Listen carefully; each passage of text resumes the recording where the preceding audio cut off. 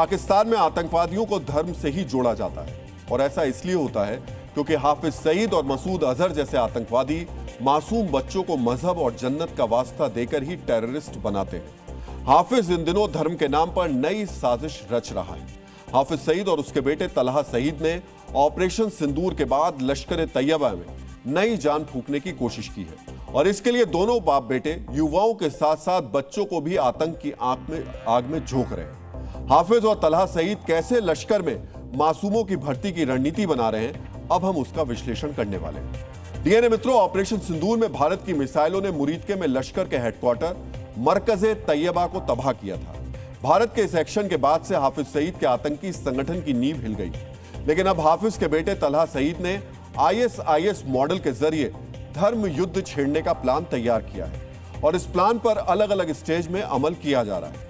पहली स्टेज है बच्चों को आतंक की आग में झोंकना, दूसरी स्टेज है कट्टरपंथ की ऑनलाइन क्लास और तीसरी स्टेज है व्हाइट कॉलर आतंकी दस्ता तैयार करना।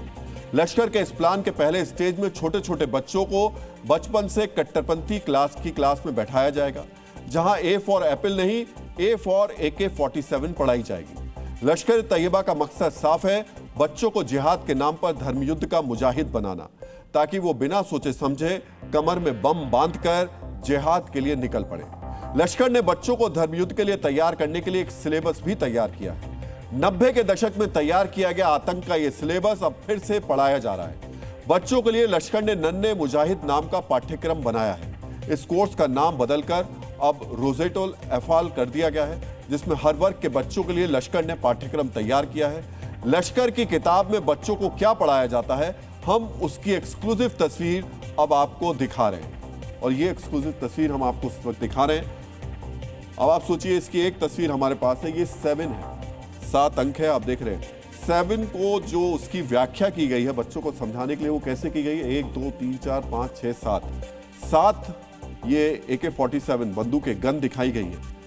इन गन्स के जरिए बच्चों को 7 की गिनती पढ़ाई जा रही है। जरा सोचिए, छोटे छोटे बच्चों को जब बचपन से ही जिहाद की ऐसी तैयारी करवाई जाएगी तो बड़े होकर वो कितने खूंखार आतंकवादी बने।